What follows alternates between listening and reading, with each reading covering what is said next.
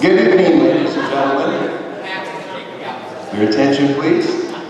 We're going to get started with this informational town hall meeting concerning the proposed bond from the Emmett School District. Before we get into the details of the evening, I'd ask you all to please rise and let's do the Pledge of Allegiance.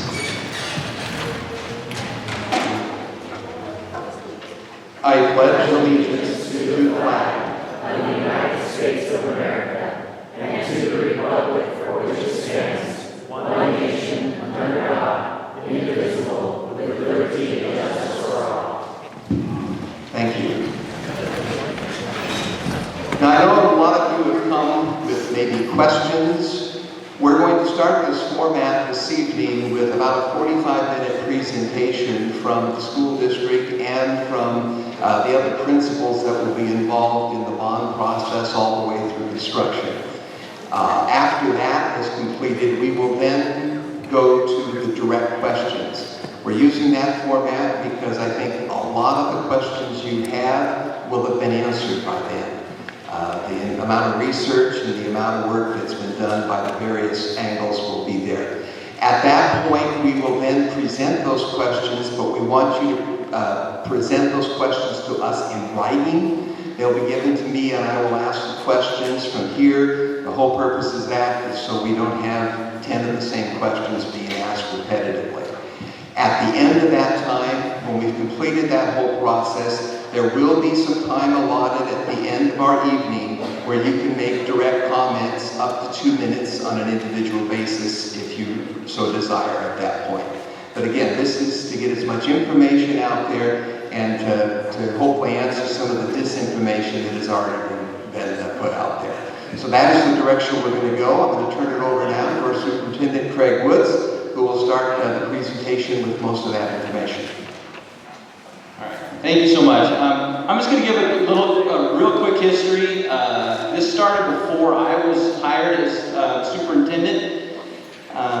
So if you look back in 2018, a facilities committee was created by the community and members, and it was commissioned by the ESD at that time to look at what are the needs of our buildings within the Emmett School District.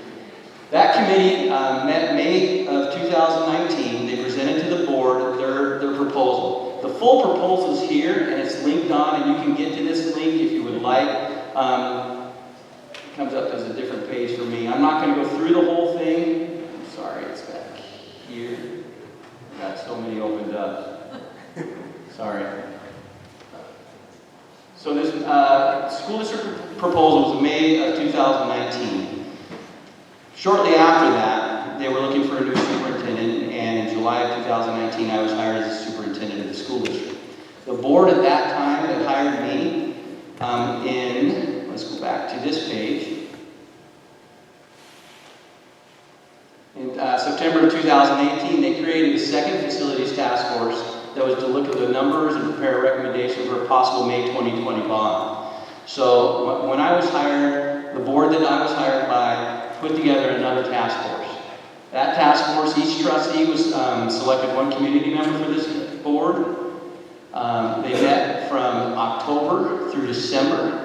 The task force recommendations were presented to the board at the December board meeting. Our task force included Board Chair Jody Harris, Bill Hamilton, Trustee Terry Jones, Trustee Ronnie Weeks, Trustee Jefferson Jenkins, and Trustee Robert Teeter. We had community members, Clark Fear, Tracy Walton, Shannon Miller, Clint Rohracker, John Sonny, and Brian Gregory.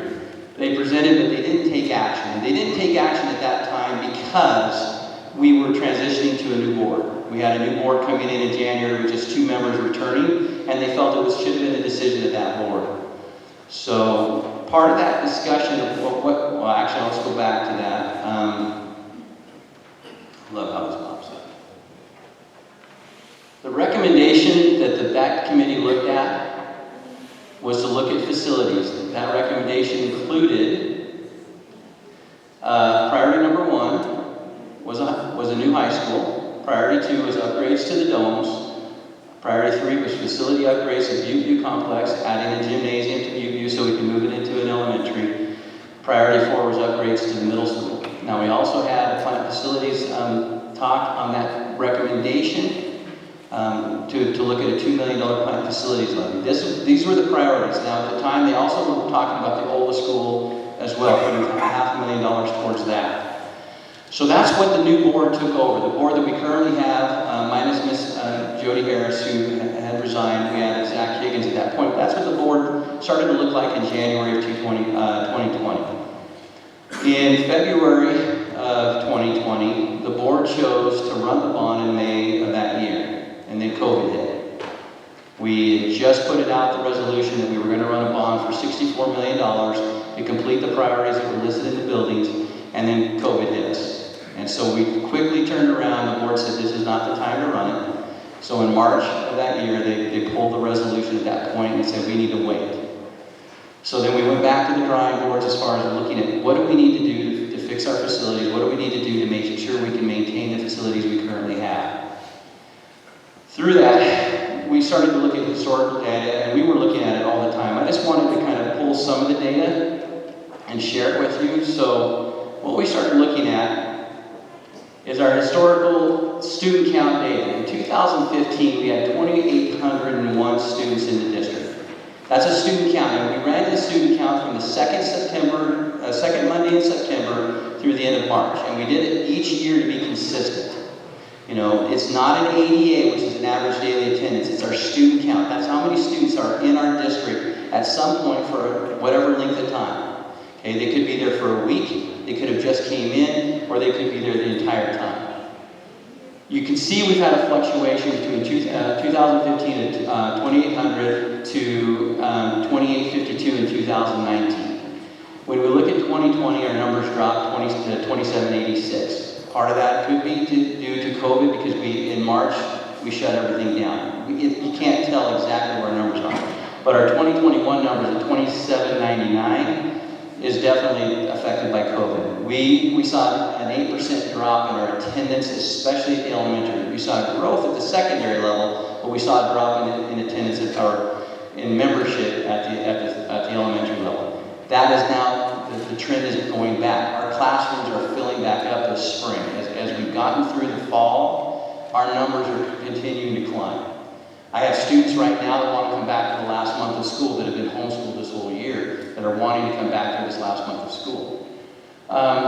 One of the things that we've been talking about is growth, and I know we're going to talk a lot about that, but one of the pieces of data that I thought was kind of interesting, in 2019, the city of Emmett approved building permits for new residential, 71, and the county had 81. So there was a total of 152 homes coming into the county, total, that year. In 2020, we saw a total of 177. In January, February, and March of this year, we already have 77. Now, I know we've talked about there are 534 approved lots in the city right now that could be built out within the next 3 years. The census data shows us that 2.57 persons per household between the average between 2015 and 2019. We've been tracking since I've been here for the last 2 years. I've tracked, we've tracked every single, this is a tracking of every single county and or city permit to split their land. So these are lots within the community. This is everything within this. These are all approved lots. So if we were to click on this, you can see this is going to be split into 2 lots. This is the name of the states, and so on and so forth, all the way up to suite. So these are all of the ones that have gone through county commissioners, planning and zoning, and or city. We try to write a letter on every single one of them. We try to talk about how is it going to affect traffic, especially with the new developments around 12th Street and Substation. We've had conversations about that, and the new ones that are coming out. We've tried to talk about how it's going to affect busing. There are many of these that we've asked for them to put bus stops in because there's 8 to 10 new students or possibly new students within that area. So we asked them for that. There's one that's out on the highway towards Horseshoe Bend that it's past where our turnaround is. So for them to actually put that in, I asked them that if you're going to put a new subdivision in there and there's going to be 12 homes, we need a new turnaround farther down the roadway, almost to the Jim County line. And so we're trying our best to kind of help with the planning within our role. We've asked many times, and they're receptive, but we're trying to sit down at the table when the developers are coming in. So we can have that conversation prior to the big one going, the big development going in, and say, okay, how is this going to truly affect schools? And is this going to need another elementary? Do we need more green space so we can put an elementary there? And so we're working as best we can with the community, and they're willing to work. City and county both have worked with us. But these are just some of the numbers we look at. And when we start to project these things out, if there's 534 homes in the city of Emmett ready to be built, those are new doors, and there's going to be 2.57 people on average in those. And then we start looking at what's the percentage of students, age students within those, and let's say it's 0.5%. That's still 250 students that we're going to have to account for in the near future. And that's at 0.5. If it's 1, it's even going to be higher. You're looking at 534 students that are going to be within our district and our schools. So this is one of the pieces of data that we use, and we try to track it. We have some new ones that came in just today that we're looking at down the road. What we're looking at within this bond project hasn't changed from 2019 and the recommendations in 2020. Our priorities are to build a new Emmett High School complex with a projected opening date of August of 2024. So we are building this thing out, looking at what is it going to be like in 3 years, because it's going to be a 3-year project. We have UV Elementary expansion, so it can be a complete K-5, but again, as we move into the high school, we're hoping that we're going to be moving all the way to a K-5 at that point. We're slowly building it out. Next year it'll be K2, the following year it'll be K3, and then we're hoping as we're moving forward, we can move 4 and 5 into it. Emmett Dome upgrades.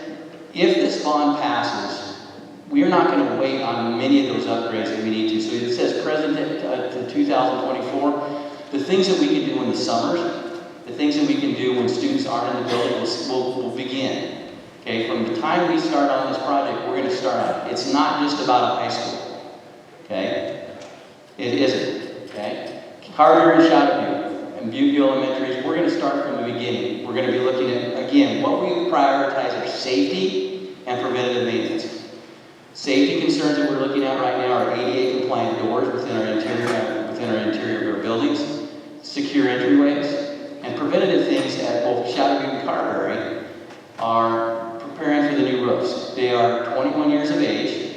They're going to need new roofs in the next 10 years, so we've got to be ready for them. So those are the priorities that we look at. The Sweet Elementary, the gymnasium is the old tartan floor. It needs to be resurfaced. It's becoming a safety hazard. I don't think it's ever been resurfaced. It needs to be resurfaced. They've got areas where the cracks are starting to roll up. Those are things that we're going to try to take care of with just glue and what we can, so it's not a safety hazard. But those are things that we have within this bond. And then our district buildings, which include our bus shop, our maintenance and our technology. These are just aging buildings that we have that need some maintenance work. The bus shop needs a new roof. It leaks. We're working on it right now, trying to figure out a system so it doesn't leak. Our new technology building, which is where our special ed is housed out here in the middle school, it has intermittent leaks. We don't know where they're coming from, but we're going to figure it out. So there's this bond is going to touch every one of our buildings, with truly the exception of Ola, because we're hoping that Ola will be completed by August of this year. Every building should be touched. It's going to affect everyone. It's a heavy lift, and we know that. $68 million is a lot of money. Okay? But this board has taken the time to really look at what needs to be done, what's going to be best for our future, so we're not looking to accelerate growth. We're looking to be able to take care of the growth that we're going to see. Because we can't slow it down and speed it up. It's just going to happen. Let me see. So I want to talk a little bit about the conceptual designs. This is the initial conceptual design that we have for the district, or for the new high school. Just want to give a little details, and I know we'll get some more. The conceptual design of the property says this is on Substation at 4th. The high school sets here. This high school is right now we're looking at a 150,000 square foot building.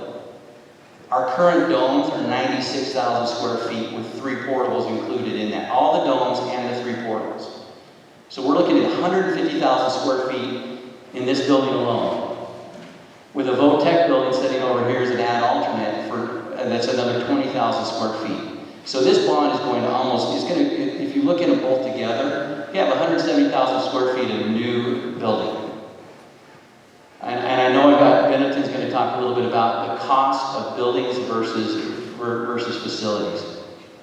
This is just an initial site plan. And actually, Designs West is going to show you a little bit different layout. What we've talked about, and it will continue to morph to fit that piece of land, to fit what the city says, hey, these are some of the things you need to do for the traffic side of this. Because we're looking at all those things. Comparison, like I said, the only difference in this site and what we currently have is we currently have 2 softball fields, we have a baseball field, we have a football field and a track. We don't have our tennis courts on campus. So we've added tennis courts. We have a soccer field at the end where the domes are, but now we have a boys and a girls soccer field because our girls go down and they practice at the island. And they play games back at the high school. So now we brought them both in here. We already have a current practice field for football.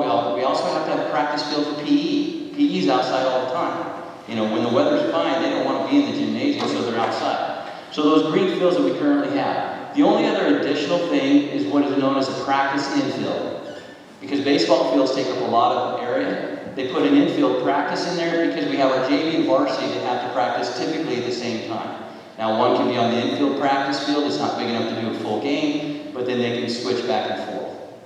This concept is a very modest concept. This isn't what you're seeing at the Middletons or the YE schools in West Ada. This actually, the concept behind this is a junior high building that we've modified into a high school. This is actually based on one of the Valley View middle schools. Okay, it's increasing, well actually, it's decreasing site from the Valley View Middle School that we're looking at. The second one I wanted to show you real quick, and this is the last of my slides and I'll let everybody else talk, is just kind of the layout of the buildings. Again, this is conceptual. It pops up, okay?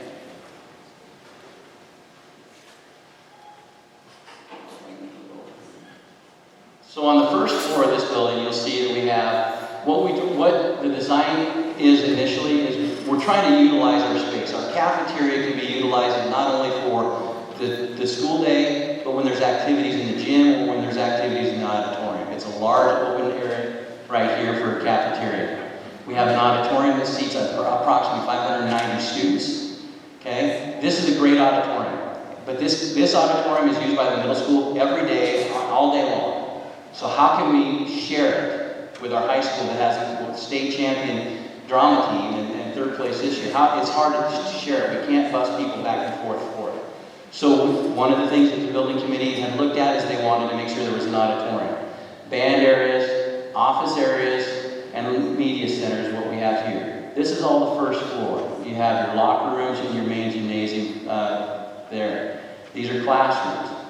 These are science labs along here, or STEM labs on the first floor, and then our second floor concept is over here. It has 2 classrooms, PE classrooms above, auxiliary gyms for PE classes, so you're not maintaining the wear and tear on the main gym floor. Okay, they can have 2 classrooms. We currently have 3 PE teachers that average between 30 and 50 students in a class. In our current domes, if we this is a high school level, we put 2 of those classes together in the domes, we've got 60 to 70 kids running around in one gymnasium. It's just not safe, it's not practical. So this is the concept of what we've started to look at, the second story.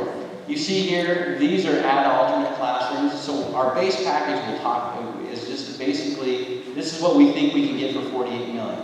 When the bids come in, if we can get more, or if we make a choice that those classrooms are what we want, we'll add those classrooms. That's the board's decision at that point. So the idea is we're building for the future. We're adding approximately 1,200 new seats or space for 1,200 new students within the district. Our current district capacity in my opinion, is close to 3,400, just over 3,400. There's been numbers that are out there that are 3,600. And that's putting 25 students in every single classroom, every single period, which is not realistic. You just can't do it. So 3,400 is a closer number. So we're adding almost 32% capacity to the entire district. And that's also putting 40 students at the Ola School, which currently runs about 20. So it's just not realistic to say we can max it out at 3,600. We can max it to be safe and not affect teaching. Our max is about 3,400. This adds 1,200 seats to this building. So this is where we're at. This is why we're here tonight, is to kind of for you to ask questions, but also for the experts here, not me, to kind of give you some answers and actually answer your questions. So our first presentation is going to be from Eric Herringer. He has 2 questions on the financial piece. He's with Piper Sandler, and I think he's got a mic right there. And then we'll move down to Designs West. We have Chris and Bill Hammond from Designs West, followed by Bennington Construction. We have up there Bryce Parker and Alan Uhorn, who is he's the guru when it comes to how much things are going to cost. So he's done a pretty good job that way. So I'm going to let Eric take over. Thanks, Greg. I think it'd be easier if I could stand down here and look up there. Otherwise, I can get my slides up. Hi, everybody. Thanks for having me here tonight. My name is Eric. I'm with Piper Sandler. We do quite a bit of bond work for school districts around the state. In this region, we work with Nampa, Valley View, Middleton, West Ada. We work with Twin Falls, with Bonneville, so lots of districts all over the state. And in addition to that, I did some recent refinancing work for the city of Emmett about a year ago. So when Craig asked me to put together the bond plan, this bond plan is really straightforward. The district doesn't have any bonds. The district paid off its last bond in 2018. So you're sort of starting from scratch. Really for us, we have to look at how much do you want to borrow? $68 million. We ran a couple different scenarios in terms of repayment terms, 20-year and 30-year. The bond plan we have in front of you is a 30-year repayment term. Reason being is it's like a mortgage. If you extend the payments out longer, the annual payment's less. Just like if you have a 30-year mortgage, the monthly payments are less than 15. Yes, there's going to be more interest cost overall with that concept, but it becomes more affordable when you can stretch it out. And in Idaho, we're allowed to do bonds with up to 30-year repayment term. We took interest rates in March, right before the district board approved the election resolution. We looked at interest rates at that time. It was March 17th. Rates are very low, but all the numbers are based on those interest rates. Actually, interest rates today are right around the same as they were back in March. They went up a little bit, and then now they've come back down. And so we're going to have, we won't lock in those interest rates until the bond passes and gets sold, but we can sell the bonds within about 2 months after the election and lock those rates in as soon as we can. One of the other inputs we have is what's the bond rating, what's the district's credit rating. And in Idaho, it's easy to answer that question because we have a program that allows school districts to get basically the state's rating, which is AAA. And so the district's able to sell bonds at basically the lowest interest rates of any borrower in the state. And then there's one other component that's really important, and that is this bond levy subsidy, and that's the money that the state of Idaho pays towards school construction. And they don't pay it directly to help out with the construction costs. What they do is they subsidize the annual bond levy. So every year, the state sends money to the district to offset what the district needs to collect locally in property taxes. Right now, we qualify for just over 14% of your bond payments, principal and interest. That's not just interest, but that's principal and interest, 14% coming from the state. So those are the inputs.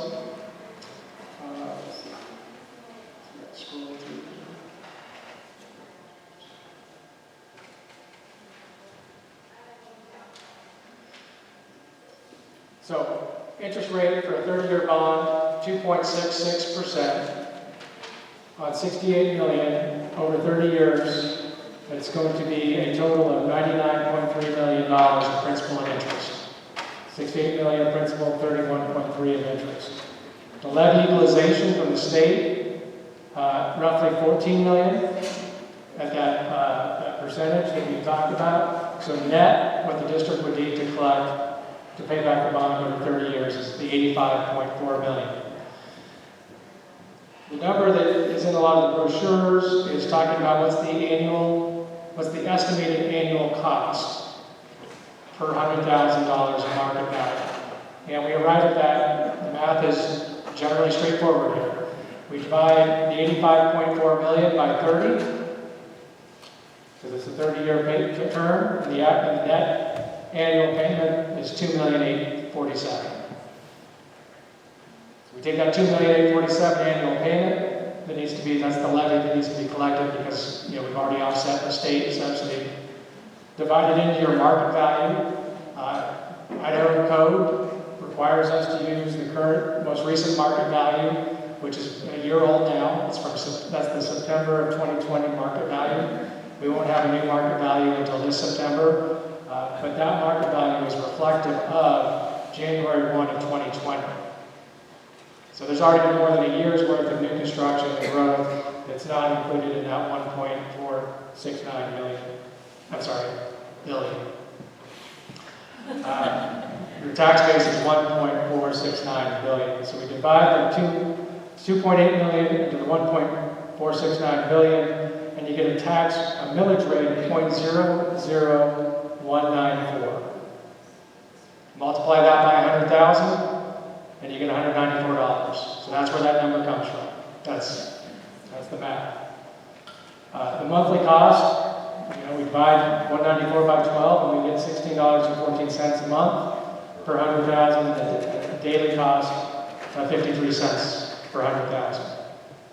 So again, math is pretty straightforward. All the inputs are kind of mandated to us under the way the code works in terms of how we use that market value.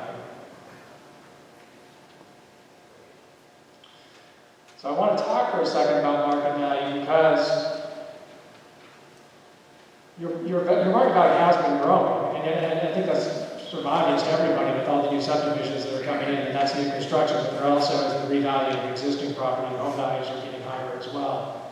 And so one of the things we look at is, well, what's been happening with your market value? You can see the growth percentages over the last 10 years have all been very strong.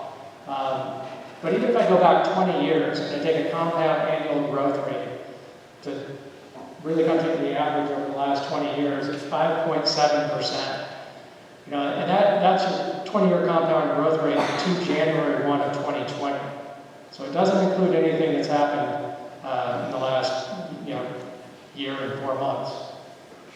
So I wanted to point that out because I think that $194 per 100,000 is likely to go down. In fact, I think it's going to be less than that in the first year because you're going to get some market value growth, and that annual bond payment is going to get divided into a much bigger market value number. It won't be 1.469 billion. It'll be probably closer to 1.5 plus billion. So what happens? I just modeled out over 30 years if you continue to get 5.7% annual growth like you did the last 20 years. Of course, it's not going to be that. It's going to be something that's probably lower. It could be higher, but I guess it's going to be a little lower. Your tax rate would average over that 30-year period $92. So it would be less than half of that initial number. Because as the market value goes up, the rate goes down. And if the market value is going up because there's new construction being added, that cost is being spread out over a larger base. And it should help lower the burden as people continue to move into the district. Or, one of the other things that Craig asked me to look at is, well, what if the district kept the tax rate at that $194, and tried to keep it there and collect, as market value grow, collect more dollars in and use that money to pay down the debt faster. And it's a tool a lot of districts have used over the course of the last 20 years in Idaho to get their bonds paid off faster and save interest costs. And that's a choice. I mean, that's not something that gets established at the front end, but the district has the ability to look at that. And if you got that same 5.7% growth over the next 30 years, you could have the bond paid off in 2038. So instead of a 30-year bond, now you're talking about a 17-year bond. Is that right? I don't like doing math when I'm standing up. It's just better when I'm sitting down. So that would pay off, much quicker than 30 years. And that would save $11.6 million of that interest cost that we're talking about, that interest cost number. So we can knock that down. A couple of different ways to look at how that growth can benefit the district. And there's another component here too that I think is important to talk about, because it's this bond levy equalization. And when we talk about the cost per 100,000, again, the Idaho Code requires that we talk about a calculation of the cost per 100,000 based on current conditions. Current conditions being your market value today. Current conditions being what's your subsidy, levy equalization subsidy percentage from the state today. Well, today that subsidy percentage is 14.03%. But you can see each year that's a different subsidy. The state recalculates that each year. Those are the subsidy percentages for the Emmett School District since 2004 when the program was created. And if you take the average is actually closer to 25%. So 25% of the principal and interest being paid by the state instead of 14%. So if we could use the average, that number would be different. And my guess is that over time, that percentage is going to go closer back up towards the average as opposed to continue to decline. And if you continue to get that subsidy at a higher amount, you could get about $10 million more in levy subsidy, right? So that's another offset, and that could knock your bond payment from 194 down to 170. So that's kind of all in isolation. Those are working together. But it is interesting because the market value growth is kind of an offset. Is offset by this levy equalization. As your market value grows faster than the state average, this levy equalization will probably tread water. And that's really all I have prepared in terms of the slides on the bond impact from a financial standpoint. And again, I'll be here for questions at the end. Thank you. All right, we're going to turn it over to Bill Hamlin and Chris. We're going to talk a little bit about site. There are two questions that have been asked quite a few times, and so I think they've got a couple of things they want me to put up here. So we'll start with the central site property, is that correct? Yep. So this one or the other one? This one. Got it? Yep, this one.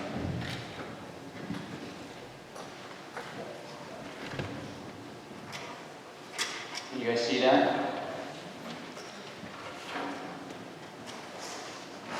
Good evening. I'm Bill Hamlin from Design West Architects.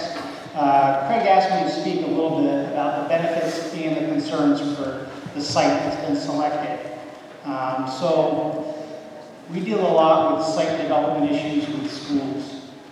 And we see a mistake that's made often where someone gets a preconceived idea about a site and tries to fit a square peg in the wrong hole just because they initially think that's the right site.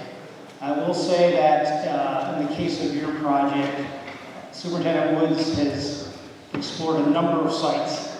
We've been talking about sites for quite some time. When we do, we want to make sure we're looking at that site.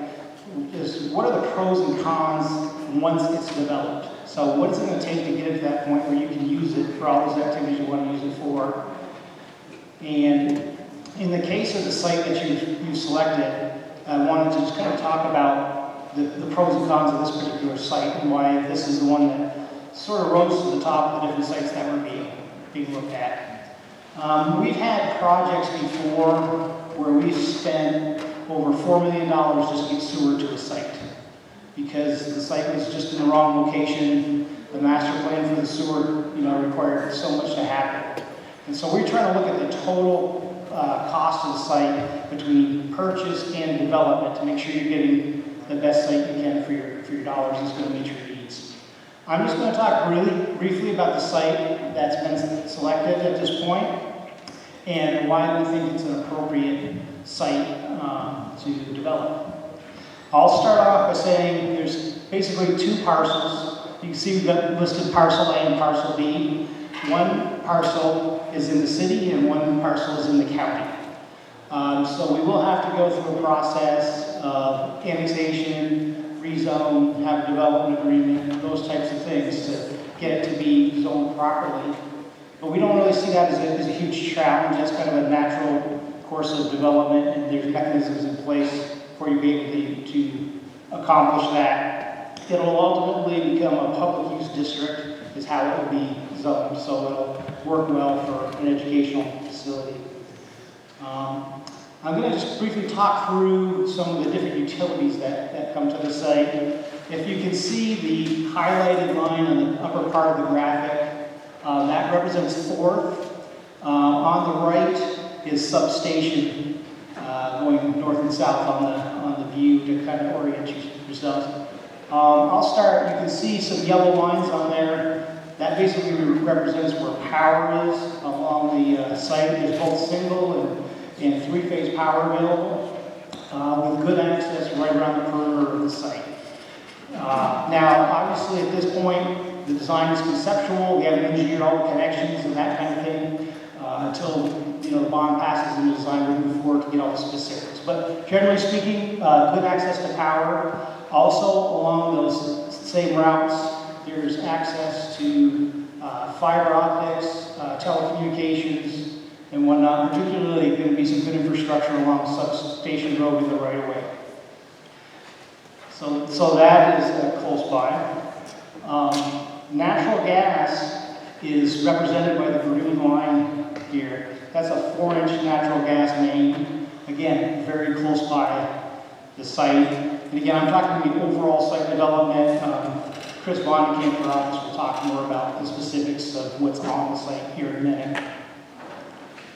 Sanitary sewer, I mentioned that example how it can be very costly to get to the site. We have basically 3 options with this site. It may be a little difficult to see, but there's 3 green dots on the graphic. One is right across from Butte View on 4th. That's one potential connection point to sewer. There's one down at the bottom here in the subdivision. That one is also available. I think that's Gemstone Way is the connection point. And then there's also another connection point over on the east side by Queen Anne. So what we'll do during design is determine which are the most cost-effective of those to meet the needs. But again, it's right there around the perimeter site with 3 options to explore. As far as, we often have challenges with gravity irrigation. We do have 2 gravity irrigation ditches. One is on the southeast corner of your site, and one goes between parcel A and parcel B. We don't see a whole bunch of challenges with those, frankly. We will have, obviously, a crossing and some permitting to deal with there. Can be a little bit of a concern sometimes dealing with wetlands and crossing ditches and that kind of thing. Sometimes those can be challenging. In this case, I think we're going to be in pretty good shape. We'll be dealing with the Last Chance Ditch Company. And relatively recently, there's been a new way of looking at waters in the United States where there's some exemptions, and it's not quite as stringent as it used to be to cross those ditches. So we're feeling pretty good that won't be as challenging of an adventure as they've been in the past. I'll leave it at that. As far as domestic water on this site, again, we have 3 good locations that we can connect to this domestic water. I imagine by the time we're done, we'll have a loop through the site around the whole complex. But you can see the light blue dots on the screen. Again, one across from Butte View, one at Substation in 4th, and then one at the subdivision to the south. So good connectivity to domestic water. We've checked the existing right-of-ways and that type of thing. We think they're all appropriate widths to be able to get good access to the site. There will be a traffic study that will help us determine all the engineering for that and all the details of how we do that. But we have obviously connectivity on the north and on the east, and we're actually hopeful that someday if the south develops, we'll get access down through the 12th as well. There is an access point at the subdivision to the south, but our intent would not be to bring traffic through the neighborhood, but that could act as potentially an emergency access or some connectivity there, the service road kind of thing. So we're trying not to impact the neighborhood with traffic. As far as some other things, we have very typical soils you see here for site development.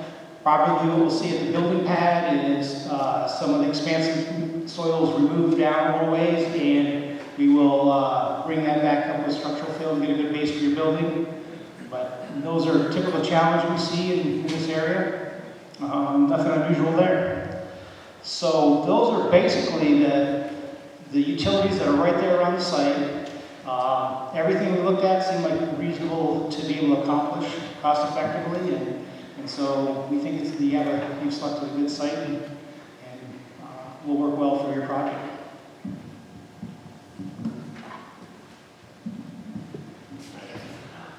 Thank you, everybody, for having us today. Yeah, perfect, Craig. Thank you. This is the site that you were just looking at. We wanted to make sure that we brought you not just what where the utilities were and address that, but also what could be on your site. And again, this is very, very conceptual. And once the bond passes, we'll really dive into this and start developing more concrete details about this. One of the things that Craig asked me to address, and one that's extraordinarily important, is just ensuring that you go into a project with focus on how to make your building functional and efficient, make sure that it's worth every dollar and every square foot. So with that in mind, I want to kind of point out a few of the highlights, and we'll stick with this for just a moment. With this configuration on site, it's slightly different than the one you just previously saw, but we're trying to divide the site up into zones. You have your athletic fields. One important thing in moving the high school down is to create a differentiation between educational access, student access, all of that, and then providing a separate, different one for after-hours activities and public access. So down here you would see this would be a bus loop, could be a bus loop location, staff and parent drop-off parking, and then parking up to the north, able to access both the football field and the auditorium, gymnasium. So, if you could switch over to the floor plan. But in doing some of this, just arranging the different parking around the site, you start developing efficiencies that allow for fewer square feet of pavement, fewer square feet of development, that kind of thing. And so that's with what was in mind when we were developing that one. Developing multiple ways into and out of the site so that you're efficiently getting in and out, efficiently seeing in and out, because there's spectacular views all around in this valley right now. So we wanted to try and capture some of that with the way that we were looking at placing the building. One of the features of this building is trying to establish efficiency in public use spaces. There's, in this configuration, and again, conceptual, there's multiple large venues in this building that can be occupied at one time to provide efficiency and adjacency. The auditorium, the cafeteria can be used for staging of patrons going into the auditorium, into the gymnasium all at the same time. So we're looking at that as being efficient. The arrangements of the classrooms and large volume spaces, just how the different spaces are laid out in this building represents trying to use, to allocate more space for each teaching area and less for spaces that you walk in or that are service spaces to the rest of the building. Let's see. So, Craig had mentioned that or at least the classroom configurations are designs that we have used successfully in other areas around the valley, for the Valley View School District and the Emmett School District. This would be the 4th iteration, so we've had 4 chances to continue to improve on the efficiency and the quality of each of these teaching areas.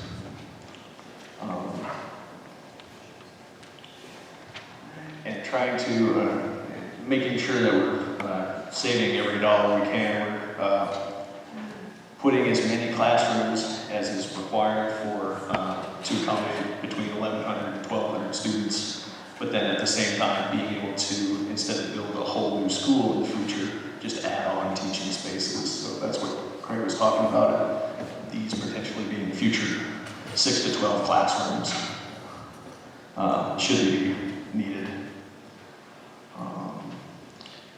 And then one thing I wanted to mention, getting a good bang for your buck is of the utmost importance. But so you need your building to work for you in more ways than just one. You want to have efficiencies in the multitude of uses, being able to do multiple things at one time. And one of the things that a building like this can do when you provide good daylighting, actually, can I have you go to some of the exterior perspective shots? Daylighting and providing good views can, for multiple independent studies. Yeah, the classroom wings, or we can cycle through them. Daylighting and providing views can, as we've seen over and over in multiple studies, increase comfort and health of the students that are using the space. It can reduce absenteeism. It can reduce depression and stress. It can significantly boost academic performance, which instead of just having a space where you can teach, you have a space that improves your quality of your teaching and the quality of the experience for your students as well. So those are the things that we had in mind as we're going through this. So Craig's cycling through a couple of different shots, and again, this is conceptual and subject to change for sure, but I wanted to show that we're providing lots of daylighting and views, taking advantage of the great terrain around here to try to improve the student experience.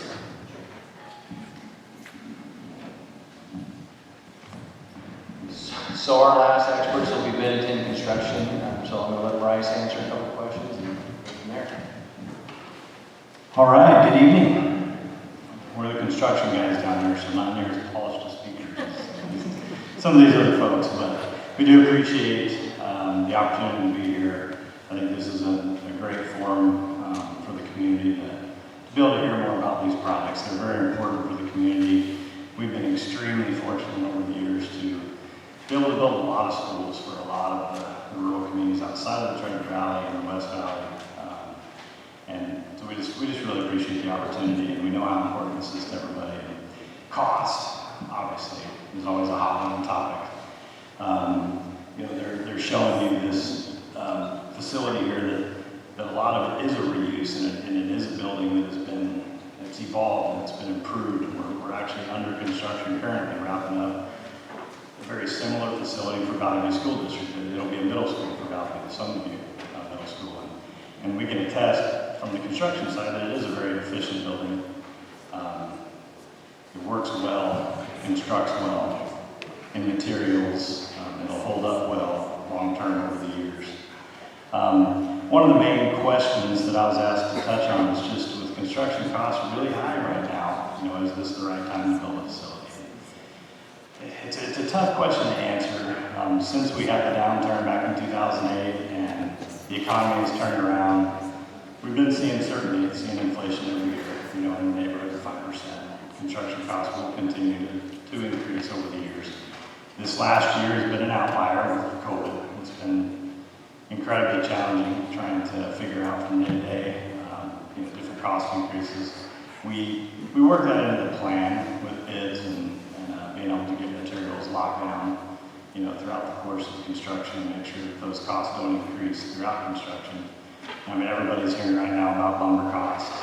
These buildings aren't as impacted as much by lumber, but there's been steel price increases, and a lot of it has been just due to just simple supply and demand with labor forces that have been reduced over this last year. And we're all certainly hoping by the time we're looking to bid this facility and build this facility, a lot of that stuff is leveled out and we'll get back to a more normal situation with cost increases.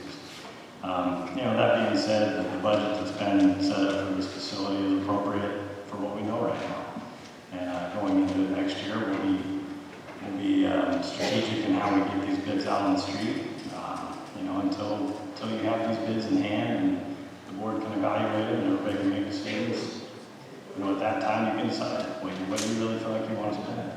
But throughout the course of the design, we're going to continuously be working alongside Design West and looking at material selections, continuously staying in touch with vendors and contractors on where are we seeing issues with materials. It really depends on the month right now. We get crazy letters and phone calls every day about different things with lead times and availability of a certain kind of, tile, or whatever it may be. It's just, it really comes at it from all sides. So, the other thing to consider beyond material costs is just the local market. With COVID hitting last year, just about every major public works project, all the bonds throughout the valley, everything was gone. So what we're seeing, this is going to be one of the first significant bond efforts that's going to get back out there. You're going to be leading back. With the time frames that we're talking about, we'll be looking to try and get this thing bid fairly early next year to, again, be out in front of the pack. Because next spring, you're going to see a bunch of bond efforts back out there. Because the entire valley is growing. All the school districts are facing the same problems. Classrooms are really starting to get stretched. And I think it's important to get out in front of that because you're going to be able to take advantage of that competition. And, contractors, have more resources. We've been really busy lately, but on the public works side, it's really slowing down. And I think this project will be a really good competitive advantage coming out early next year to get that bid.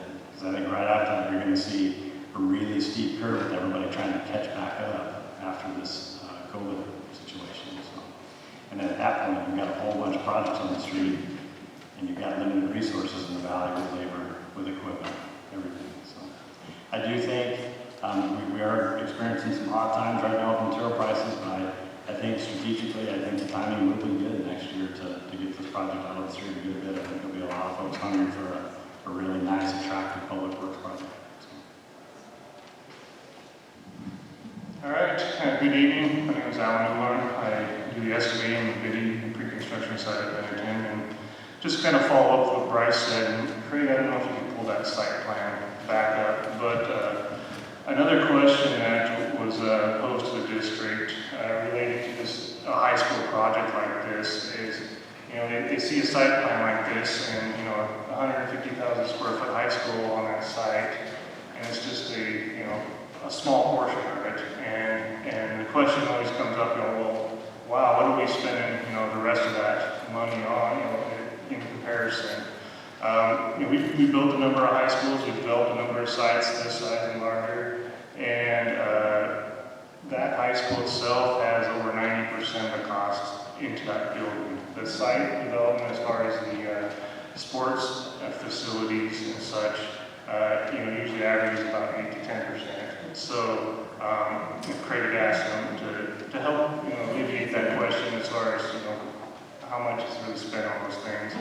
And along with that, it really depends on what you put into your site amenities. And as you travel from the different school districts and different schools within the districts, there's some that have synthetic turf fields, and some have a lot larger bleachers and press boxes, and we're still in the development phase of the site. So there's a lot of options there, and we usually bid a lot of those options as ad alternates that you can take if you can afford them, if they fit within budget, and if not, then we at least have a base bid effort there. But I feel like that's a big one. Do you like your softball field and your baseball field, those type of things. In general, most of that money for that $48 million that's allocated for this high school is going right within that building structure itself, and the adjacent parking and those type of things. The athletic is relatively small percentage-wise to the total project cost. With that said, I think we're going to turn over the questions with Craig. Hopefully, if you got questions for the board, they're here to answer questions too. They're not just here to be models. At this point, most of the questions look general, and we'll try to direct them to somebody more specifically. If you have other questions you would like to ask or need a form, please raise your hand and we'll distribute some empty forms for you to fill additionals in. If you have some questions that you haven't turned in, just raise those up and we'll pick those up right now too. A number of them were turned in outside. We'll try to work through these. If some of them seem to have been already specifically answered, we may skip them or we may pick up a portion of those.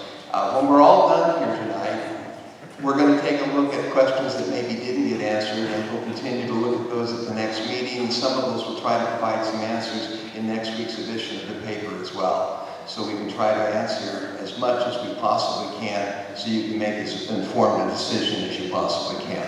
The first question that I have here kind of goes to the site map that we have, and probably, I'm not sure if this goes to Design West or to Benetton, but is more specific about the parking. We've got several different locations displayed on that site map where we would be parking. Do you have any concept or estimate how many parking spaces are accommodated for in this plot? I think in that previous, or the very first site plan that Craig showed, has some of those quantities listed. If we can bring that back up. These are all generated, not at a specific layout, so the numbers are rough, but with in mind how many are required by code. So at this present time, I can't give you a specific number of parking spots, but they are all required, and the quantities are moderate to what's actually needed. Okay. I know that there's been a lot of plans that have been passed through the community on other projects, and it seemed like the amount of parking spaces required by code seemed excessive, but you feel that this is more moderate? So as the code goes, so do we, because it's required to even retain or to get a building permit. Okay. So what we're adhering to is the law of the land as far as buildings go. I'll just add to that. We've done a number of facilities, and parking is always a concern. We want to make sure that we're zoning it appropriately, so we're putting parking in the right space and in the right quantities. We do have a lot of experience and a lot of ability to compare to other facilities of this size. And a lot of it has to do with your layout. For instance, we want to be able to joint use parking. We want to have it for activities areas, so you can have enough if you have an event in the auditorium, and you also are doing something over in the sports for the same time, that you can accommodate those. So we try to zone it so in that case, you have activity parking that's adequate, but then during the day, maybe that area is student parking. We like to zone it separately, put buses in a different area with maybe some kitchen staff parking, so that we're not mixing student drivers with the front drop-off where we have a visitor and drop-off area. So that's one of the things we look at, is we'll distribute the required spaces throughout the site to meet the use needs. Sorry, I don't have the Okay. parking. Okay. With that particular site up there, when we do see the streets of both 4th and substation, the side question on this is do we have any estimates or guesstimates at this point of how much work is going to have to be done on those two main arterials to add turning lanes or other things for traffic that will be added to those two streets particularly? I can try that as well. And just to kind of finish, I should have concluded my answer on the parking by saying you'll probably have in the vicinity of 800 spaces for a facility this size. How many again? 800 or so in that vicinity. As far as the road development, that is also defined by code. So we will be required to improve our frontage. Could include curbs, gutters, sidewalks, and landscape along substation and along 4th, where the property fronts the city streets. That will be something as we go through the planning and zoning process that gets determined. I had mentioned earlier that there will be a development agreement needed that will define all that. And so we'll go through a process of getting a traffic study, determining what all the current counts are, the best way to make your site really efficient, usable, and get the appropriate turn lanes and whatnot. A lot of that will be determined by the traffic engineering requirements. You know, how long the loading area need a turn lane, or deceleration lane, how long that has to be, those types of things. So can't give you specifics on that other than say that frontage will be developed as part of the project. And to that point, I believe, Superintendent, you can't formally take anything to the planning and zoning until you get through this bond, but you've had preliminary discussions. Right. I just had preliminary discussion with Brian Sullivan of Clint. We talked this week about this possible site. Are we still an initial? And he said, one, we know we'll probably require a traffic study, probably acceleration and deceleration lanes on substation, and depending on how it all comes out, they'll probably slow substation down, to a school zone all the way from 4th down through to the highway. So there's going to be those things there, but it also depends on where we're at. But, so that was just an initial discussion about what do we need to do in the process. And so I told them to get all the designs west if we move forward with this bond, so we can do that. But they did tell me that this week. This question doesn't go to the specifics of the buildings, but a more generic question dealing with online education. Obviously, it's become a bigger factor during the past year with COVID, and is also in the designs that you have moving forward with the school district, some of the changes. So the question simply being is, are more school buildings even needed, or are we going to have a dearth of attendance because we're going to be shifting a good portion of our population to online learning? I guess I'll ask this one. I don't know if we're going to be shifting a good portion. I think this year we currently had about 200 students in our ERA program at the beginning of the year. We're currently at about 140. And if you think of 2,800 students, that's a small population of students. We want it to grow. But we don't only want it to grow from students here in Emmett, but students within the Treasure Valley through our ERA program. So we want to build it outside of just Emmett. So I don't think you're going to see half of our students going into an online program. If you look at what happened in the Treasure Valley and around Idaho and around the country, online doesn't fit a lot of students. It's good for some, and we want to continue to offer it, but I don't think you're going to see a high percentage.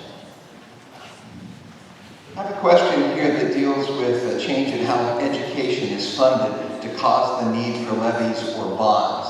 And I think that's pretty broad, but I'll make a couple of comments on that. Levies are something that have been relatively new. A lot of them in Idaho have proliferated since the cutbacks done in 2008.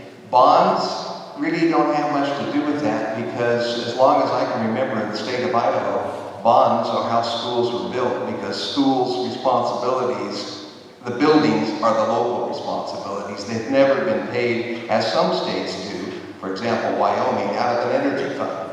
Schools are built by the local communities. And I don't know that that's ever been different in Idaho as far as the funding is concerned. As long as I can remember, and even going back to before, my time, and even go back to the 50s and looking at bond issues, the historical for districts, it's always been on the local taxpayer. Yeah, as far as the buildings are concerned. As far as the other funding questions, obviously, the legislature has a lot to do with. Okay. Hopefully that answers that question. Here's another one. Everyone's talking about how you can add on Shadow Butte and Carberry. Apparently those were built with some of that. And now new high school, you're showing some of that. But a comment had been picked up earlier from a board member that some of the new coding changes aren't going to allow that, or were we questioning whether coding changes would allow that? So I guess that goes to construction. Is it easy to add on to these buildings?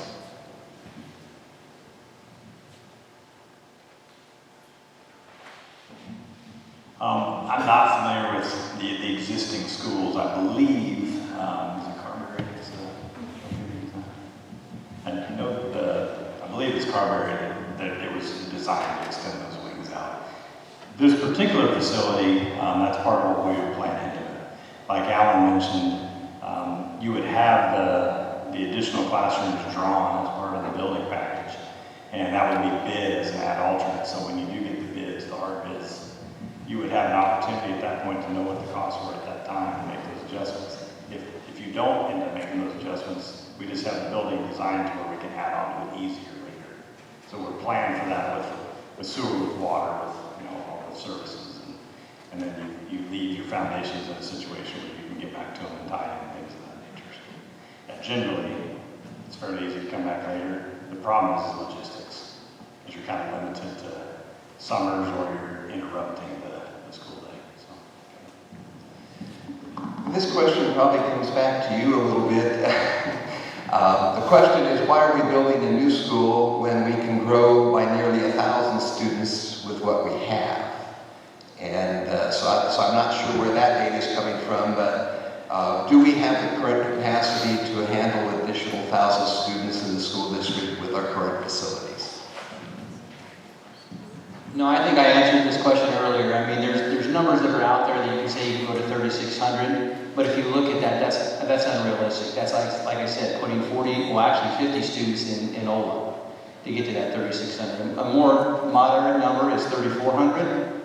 And the other thing you need to keep in mind is you have to look at capacities at different levels. You can't just put, at the high school, if it gets over capacity, you can't just push them all down to the junior high. So you've got to look at building capacities as an individual.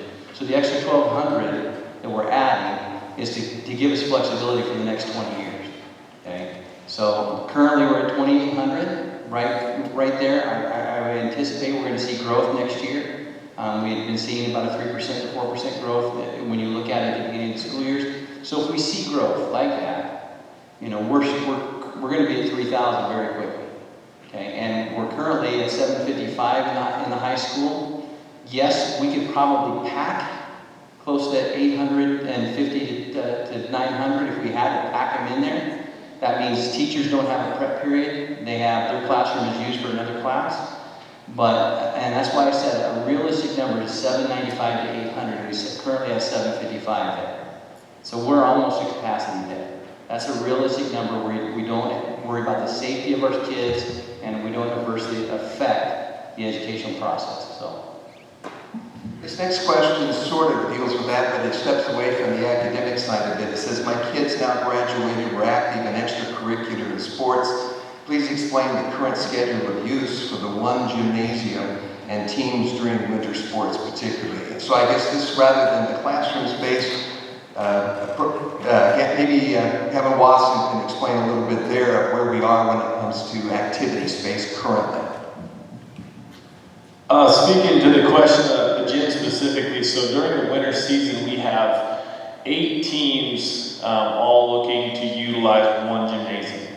So we have 6 basketball teams, we have a cheer team, and we have a wrestling team. So currently what we do to accommodate that is we use Carberry Elementary School to house some of our basketball practices. A lot of conflicts arise from sharing with Carberry. They have music programs and Christmas programs. When that happens, we have teams that are left without a place to practice. We've actually had to cancel basketball practices because Carberry was occupied.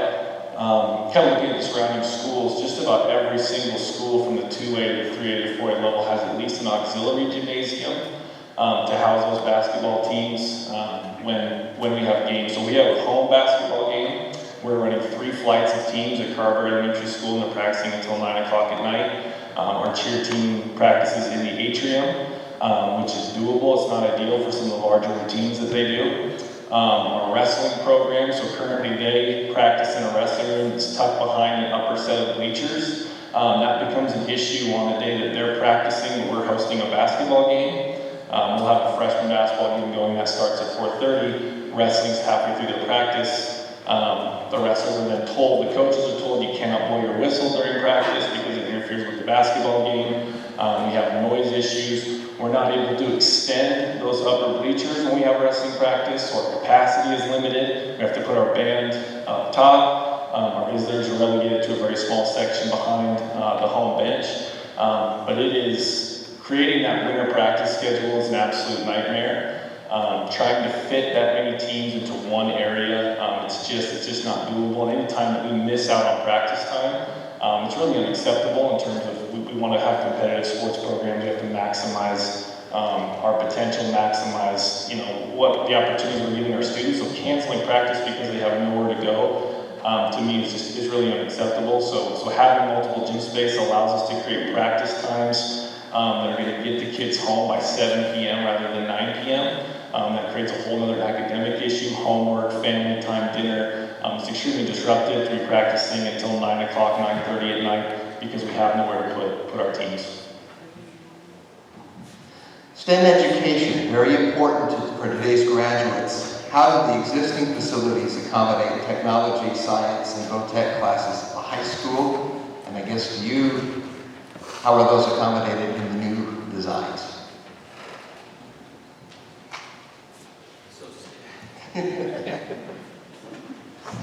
I wish Robin was here, or I saw Mr. Alexander. He could probably attest to the science classrooms that we have at the high school. They're not up to code. They have issues. They need a lot of work just to be a high school chemistry lab. We know that, and so it's something. I hate to say this, bond or no bond. It's something that's got to be done. As far as the new building, and I don't have the concept. I'll let Chris talk about it, but I know we have multiple STEM classrooms now. We changed the name from science to STEM, so I'll let Chris talk about it. So what we wanted to do here, again, in the name of efficiency and making sure that every square foot counts, we've taken, there are certain configurations of classrooms for science and technology that you can make that makes them convertible to different, to all kinds of different functions, chemistry labs, biology, neuroscience, all of those things. And so there are 7 shown in our floor plan concept that we're looking to accommodate, and then if in the future those the planned expansion space at the end can be addressed as a STEM or as a regular classroom as well in the future. So yeah, big. So here, one of the ways that you can convert it into multiple different uses is putting your lab space around the perimeter and having open desks, tables in the center that can be moved out of the way for different kinds of experiments if you're not doing dedicated chemistry. And what would be the current number of STEM-like classrooms, for example, at the high school? 3. Sorry, I had Okay, I've been in and I don't think they're those sizes by any matter, so. Okay, question here more generally for the board, but was a consideration made to remove and replace the domes, build a new high school on the existing site that we have? No.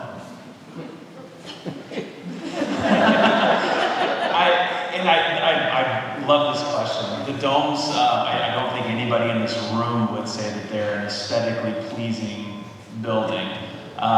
They are one of the most efficient buildings that we have in the district. They're ugly, but they work.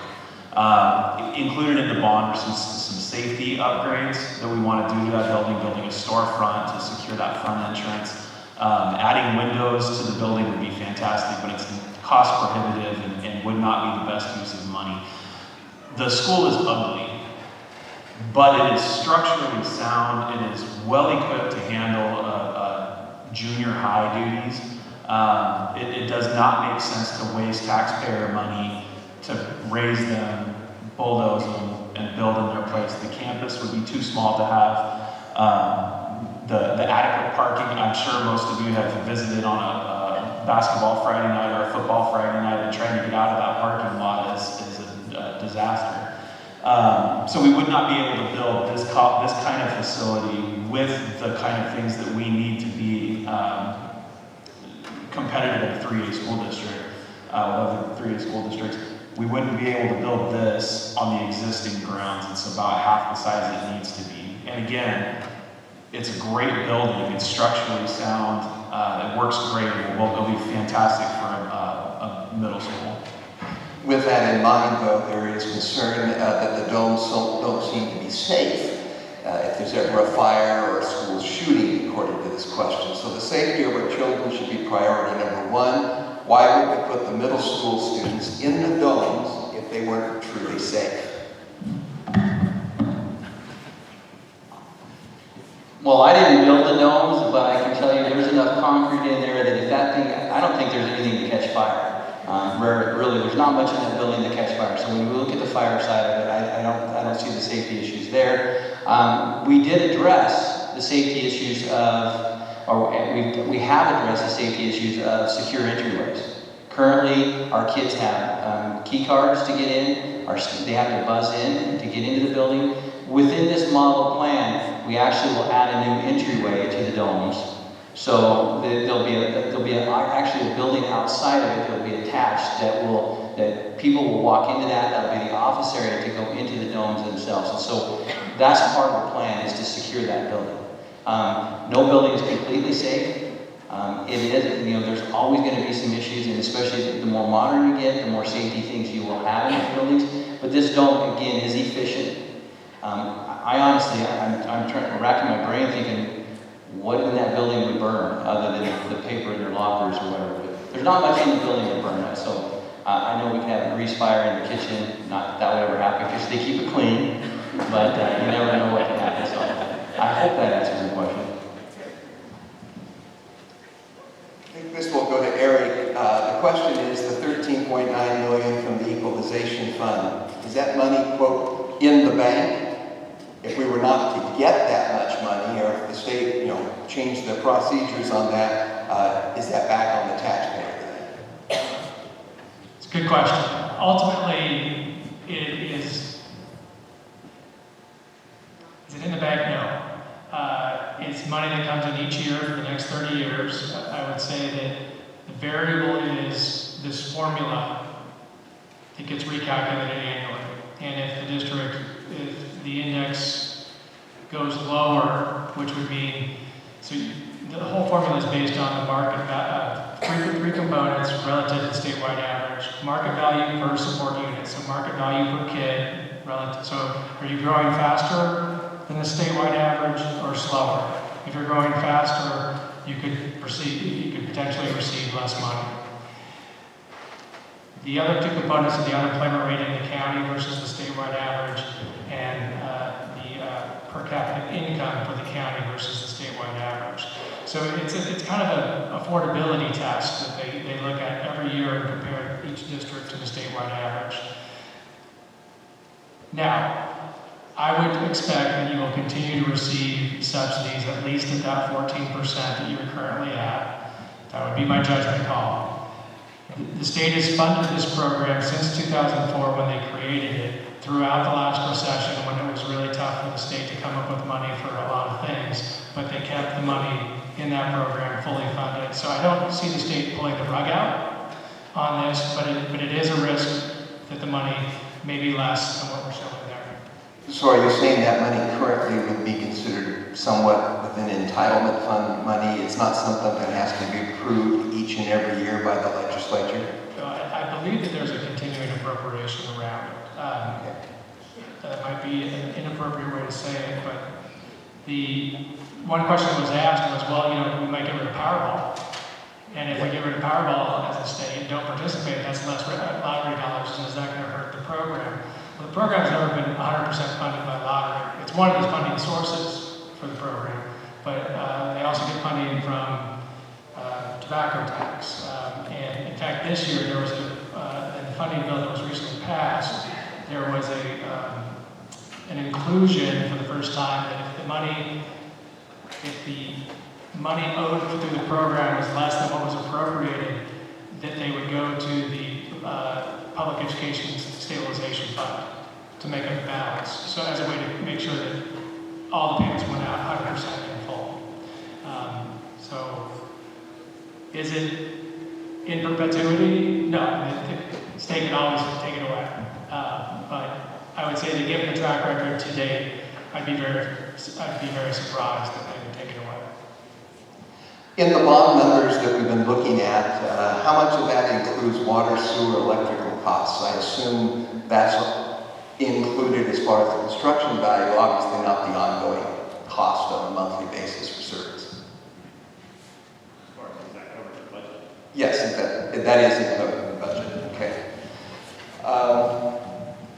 This one says, we love the new school plan. We feel that the district has made some poor financial decisions in the past and not been transparent this year. Two examples being a question they're raising dealing with key cards at the high school and using the recent levy money to create an online principal position that was not disclosed before the vote. I don't believe that's...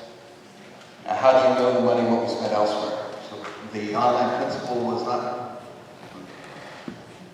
So the ERA principle was always part of the levy. It was in every presentation that I gave that we would have an ERA administrator within that. It was part. We said we're going to commit to this for 2 years to make this thing grow. I know there was a few of you that were at those meetings. I know we've talked about it. So as far as transparency with that goes, as far as the key cards, that was part of the last levy. The last levy that was passed before I was here. They had committed that they were going to put security entryways on the doors. We did that. Okay, we didn't have. I mean, I could have said no. We're going to do this, but we did that because that was what was presented in that levy. Okay, so it was in that bond language or the levy language from 2018 and 19. We completed that project. We completed everything that was in that last levy project that was promised to this district.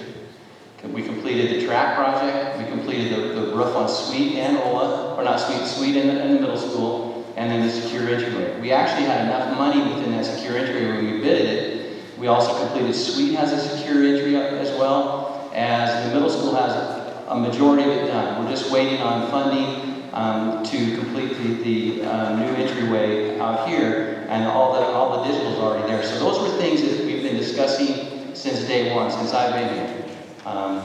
And so I'm not sure where that question came from. This, I guess, could go to any of the board members, but why did you opt for a 30-year bond where you'd be adding roughly $16 million more interest that would have to be paid versus the 20-year bond? Paid off early. In talking the numbers with Eric during that board meeting, we would be able to take advantage of the lower initial cost, that $1.94 per 100,000, with the intention and the plan of being able to pay that off early. So we get over the hurdle a little bit easier, and then as the county grows, we would be able to pay those bonds down sooner. Now that's subject to change depending on how the board changes through elections. 3 seats are up for re-election every 2 years, so the board could be entirely different in a few years. But there's some stability that we're trying to put in place and working through a long-term strategic plan. I don't know how many of you have heard this before, but recently we've begun work with Idaho Business for Education, and there's a group of people that are putting together a long-term strategic plan that will set the direction, set the vision for the district long-term, so that as board members change, that vision is still, that's the blueprint that they need to follow. And so that really, the question really kind of comes back on you as the voters. Make sure that you're voting for good people that are going to represent what you want to see in your board, because as that board changes, you may vote in somebody that goes rogue and tries to deviate from what that long-term strategic plan is. So make sure that as we enter into election season that you're picking people that represent your values. And then again, as far as going 30 years rather than 20, yes, if we were to carry it out the whole 30 years, it would cost more in interest. but it's our hope and our goal to pay that off much sooner as the overall value of the county grows. Is there any data to support more teacher retention, and how does that correlate with better facilities, since we currently have a reputation as a training district and lose teachers to bigger districts, not better districts?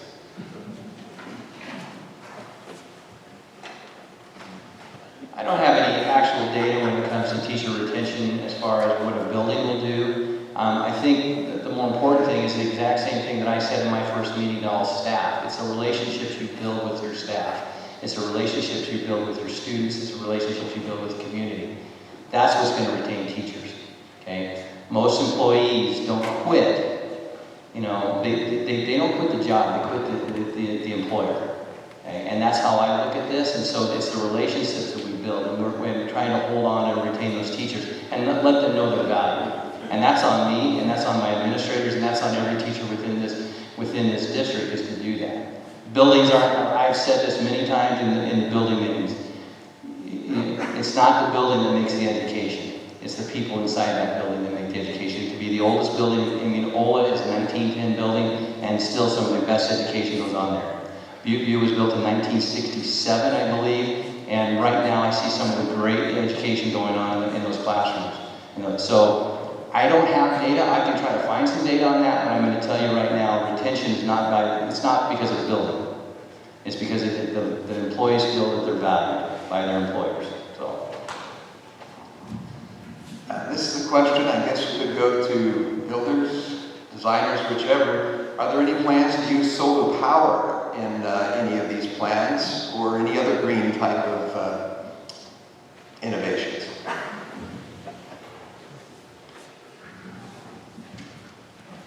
First of all, I'll say that the building codes with regard to building efficiency continue to become more stringent.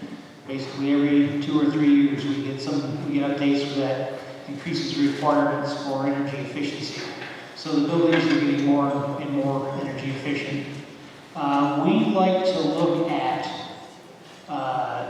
the benefits of different energy types and different energy features of the building. And so what we like to do is provide districts with information for them to make decisions, something they want to pursue in the building. So we can study solar. Oftentimes we'll look at things that will benefit long-term your operational costs. There's always the issue that we need to discuss very candidly, very honestly, and forthrightly of what's the initial cost.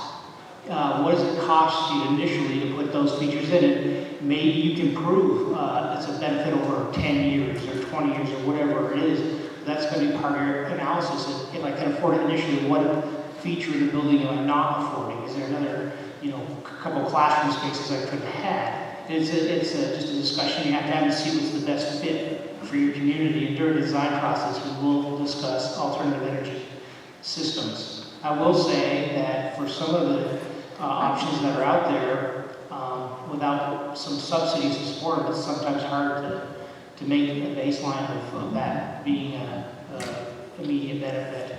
So, but it doesn't preclude us from studying that and put out the information for the district to decide for themselves what's in their best interest.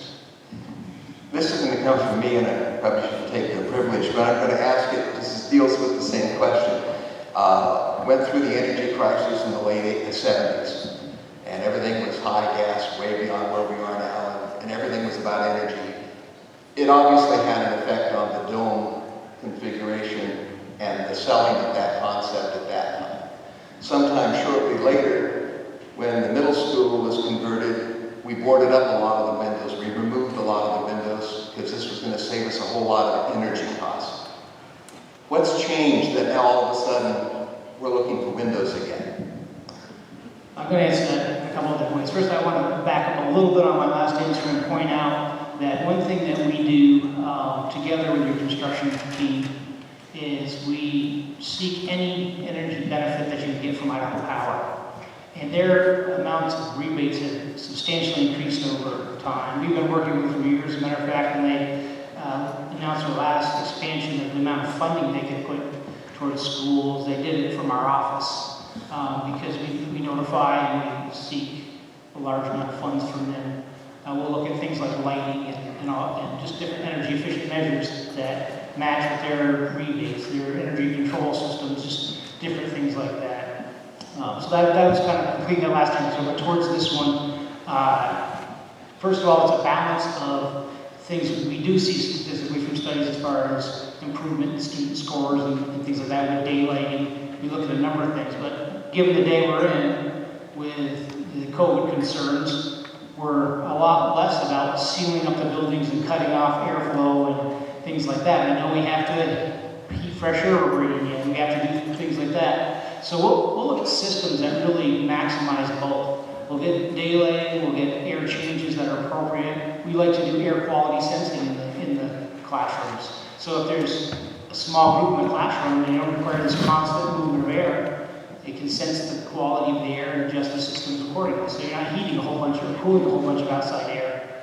So there's a number of systems that really get to a good, healthy balance and a good educational experience in the classroom versus the days of sealing off and saving energy dollars.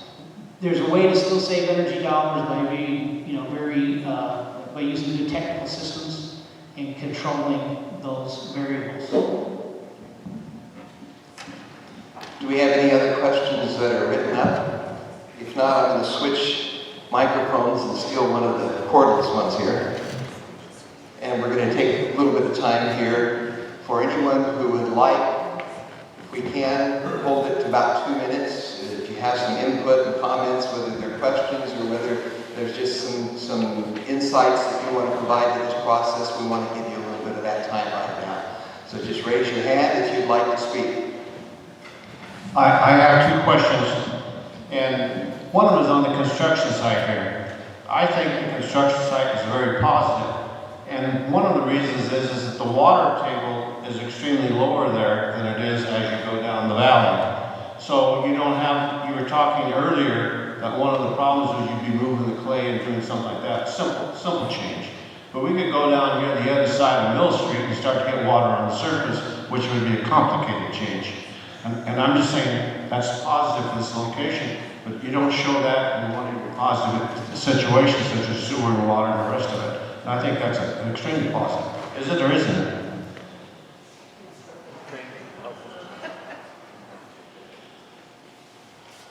I agree with your statement about water table. The water table is some of the previous studies, give us some depth. We would want to do groundwater level monitoring as soon as the bond passes for development design. But that is a very big expense when you're trying to deal with drainage and whatnot if you have a high water table. And it definitely impacts the cost of the site. So we have a good idea where water table is with that site, and we're confident with the engineering that the work can be accomplished without a huge amount of dewatering costs and such. Some trenching, depending on the depth of sewers, we'll have some, of course.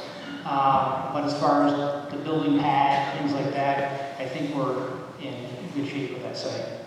We will do geotech reports, we'll do test pits, and so we take best advantage of soils in different locations and how we move them and how we construct the site and the structure.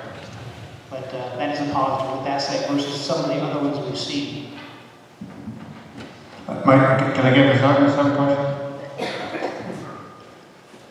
Yeah. Okay, the second question is that we're using plans that have already been used. I've heard that this plan has been used maybe 4 times with the classroom design. And so consequently, in a lot of construction jobs, it's the overcost runs and changes that you get that start to cost a whole lot of money. So on your third school, because you're using the same plan every time, what type of cost did we run into on that school, which would say that we didn't, very minor cost changes? Because that's a very positive thing to use the same plan. That's a great question. So on the Summit View Middle School, that is the third generation of this plan. And there's various components, I think, from different schools that they've used, but on that school in particular, we've had very little changes. And what that has done for the Valley View School District, we bid that project over a year ago, and we're well into construction, trying to get that thing wrapped up this next year. They were able to then we have contingency dollars that we'll hold, early on in the project to make sure that we've got money in case we do run into some site issues or something that are unforeseen. They've been able to take that money now and shift that to other projects throughout the district. So we've had very, very little change. We've barely tapped into that contingency at all, so that has worked out really well. I have two questions, and it's for the last three gentlemen on the left-hand side. The question earlier about the codes changing and attaching buildings to it. The third gentleman just said codes change every 2 or 3 years. If you attach a new building to an old building, do you not have to live up to the new standards on the codes? Typically, we'll design it so that is not the case. There's always unusual circumstances, that sometimes you'll run into from a very old code to a very new code. One example would be fire alarm system upgrades. Occasionally, that can be triggered by an addition. But generally, what we're trying to do is we're trying to zone the building so it gets reviewed as the addition gets reviewed as its own standard under the code at the time that you submit those drawings. So we try to anticipate the way we configure the buildings, the way we're able to isolate those with fire separations and such. Those kind of features that it can be basically, an addition can actually be code-wise almost like a standalone. Now we obviously, our job as the architects is to look out for life safety. That's one of our biggest responsibilities. And so when we're planning things, corridors, exit locations, and whatnot, our plans will basically master plan the building to consider how all that's going to work when the additional classrooms get built. And do it in a way, there's certain codes that we see that won't change very often. But things like the energy codes or different wall types around the outside of the building, those might be the kind of things that change. Some of the basic life safety requirements, distance to exits, where fire sprinklers are required, just those kinds of things have been fairly consistent. So that's how we do it. Basically, we just set up and try to anticipate what codes would be upgraded and how we can isolate that portion of the building, and then leave it as an option to the district to bring up to improve the rest of the building per codes if they so wish. But the building's been very safe for many years and is working well from a safety standpoint. It's not necessarily always in the district's interest to bring up a whole building, but just deal with the codes at a particular addition. Okay, then my second question is, how much does the school building alone, with the gyms, the whole building, cost as one total versus the whole complex?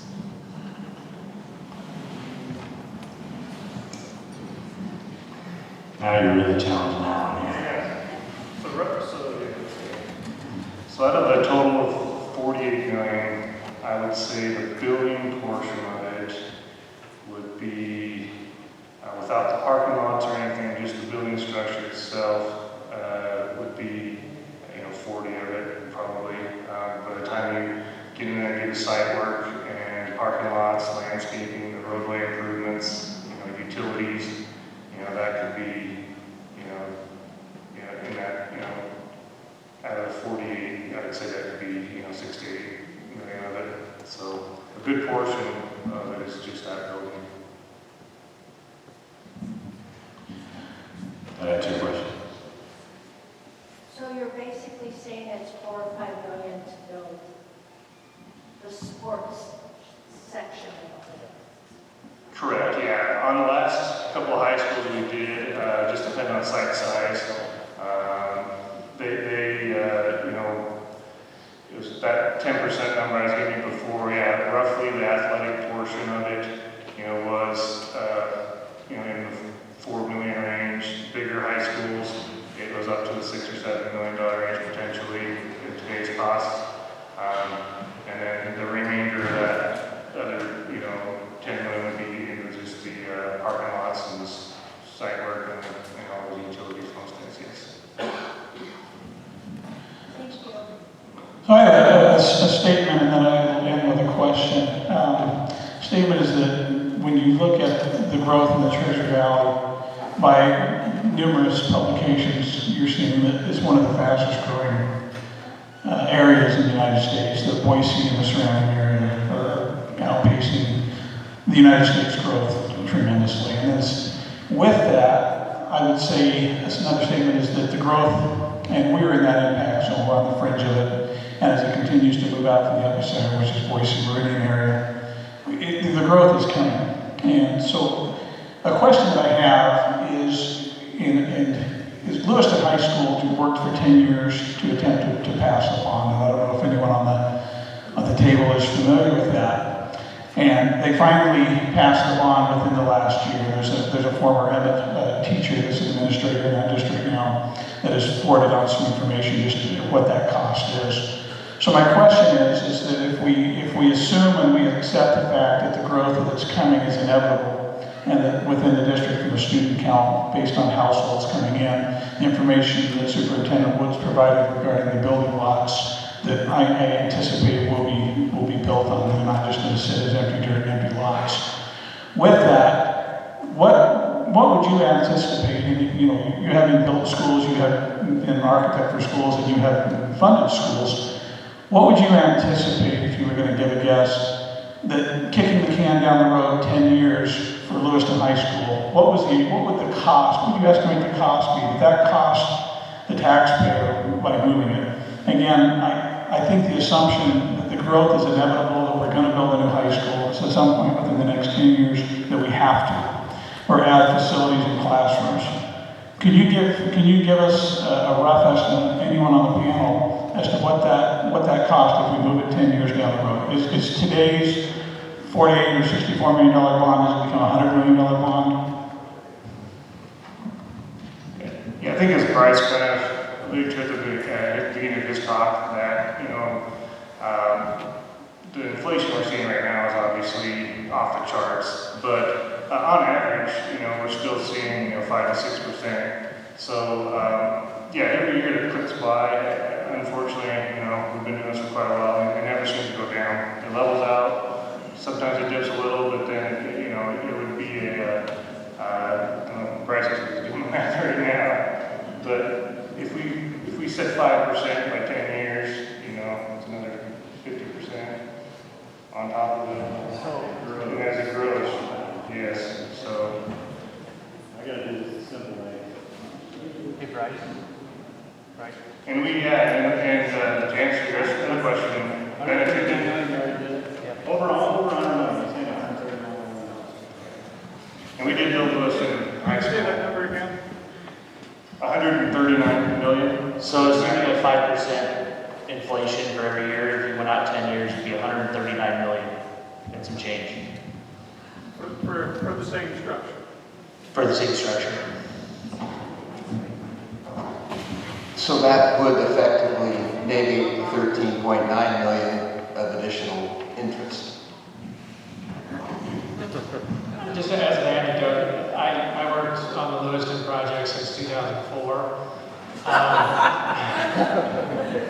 And remember, my firm doesn't get paid until the bond actually passes and gets sold. So it was a long time coming, and I know that Bryce and his team have worked on that project as well. I'm not going to get these numbers exactly right, but I recall that the first proposal was around 40 million. And then, it didn't pass, and then it finally did pass, and it was closer to 60 million. Do you remember the final number? It was around 60, I think. 63. But I went back and I looked at the cost per 100,000 projection we did in 2005. And it was about the same as the cost projection we did in 2011.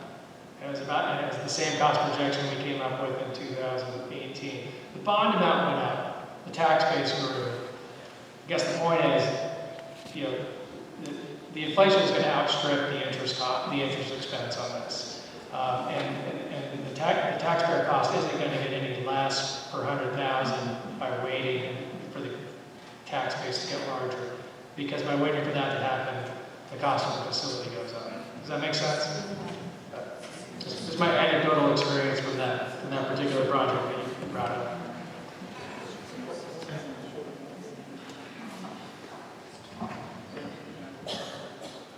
Any other questions this evening? We have in the back here. And I apologize, I missed part of this a little earlier. I was at a baseball game, but I appreciate the board, all the work that's gone into this. Part of this ground was my grandfather, so I know he'd be happy if a school finally does get built. I think that was his intention with it, so hopefully something does happen at some point. And I kind of echo what has been said, that costs typically are rising, so you know, the longer, if it's now or if it's in 10 years, it is going to cost more, and the growth is here. You know, I think we're seeing it all over the county, in the city. We farm and ranch in the valley, and yeah, it definitely is coming. We're obviously closer and closer to the Treasure Valley, Star and Eagle expand this way, and I think, you know, there's never a perfect time, but I think this is the costs and the growth are going to continue, and that'll help spread some of these costs out over more rooftops. And I think this is a good, we appreciate all the time everybody's put into this, and I think it's a good project, whether it's now or in the future. Thanks.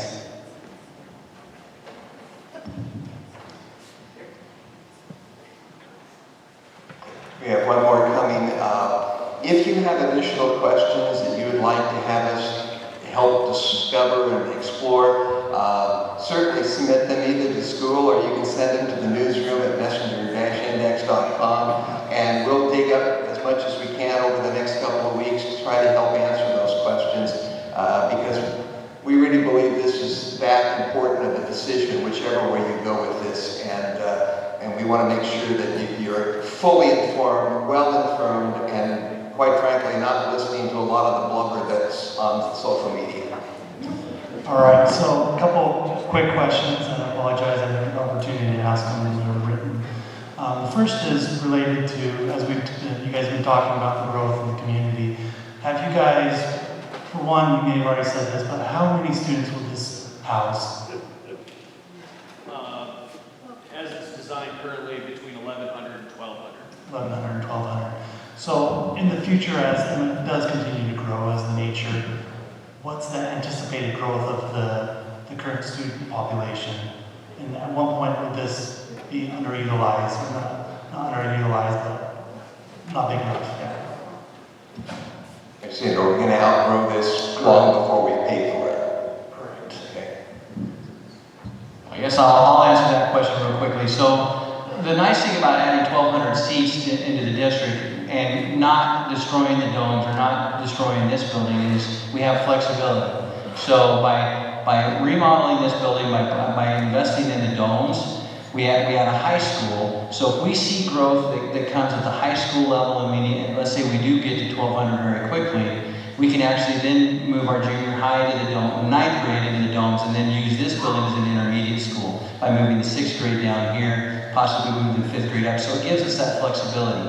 Anytime you tear down a building, though, you lose that flexibility. So tearing down the domes to rebuild, I know that was a question that came up earlier. We did actually talk about it in the building committee meetings, but one of the things we talked about with that is, what are you going to do with those students while you tear those down and build a new building? So now you got an added cost to house those students while you did that. So that was part of the discussion, but the added cost was there. So by this plan, it gives us opportunity for flexibility down the road. Depending on if the growth is younger, first-time home buyers are usually a younger population, the students that come in, and your higher-end homes typically have teenage students. So it all depends on what we see as growth within the community. So I hope that answered that. So.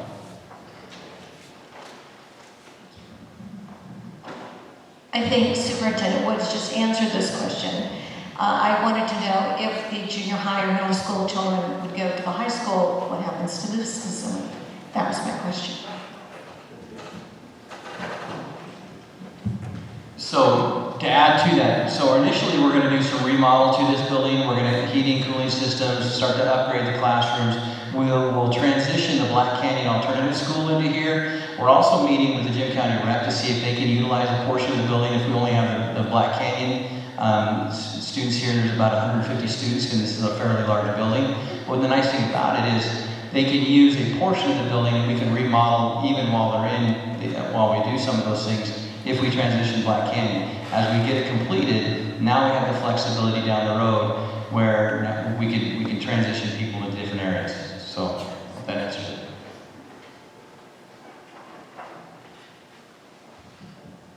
So maybe I missed something. The high school, the new high school will be able to be expanded, correct?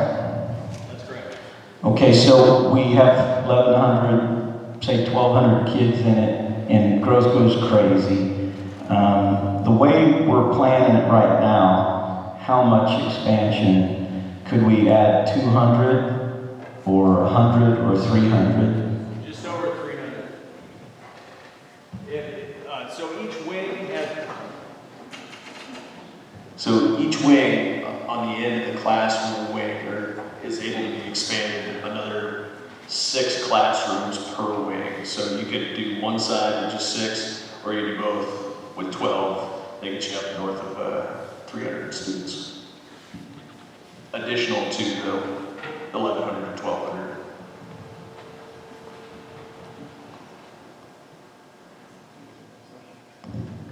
Again, if you can submit those questions, we can deal with them. And we're going to meet here next Tuesday night, do this same routine, and hopefully have additional questions.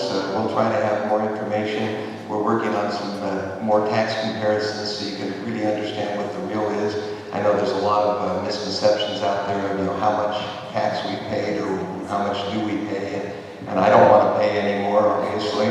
And I had someone the other day say something about, well, you're on a fixed income, and I said I would have gladly been on a fixed income this last year instead of taking the COVID cuts that I took. But those are all things that we're all having to deal with, and they're not minor issues. Those are big issues for each and every one of us, and I know that they'll have effect on our decision.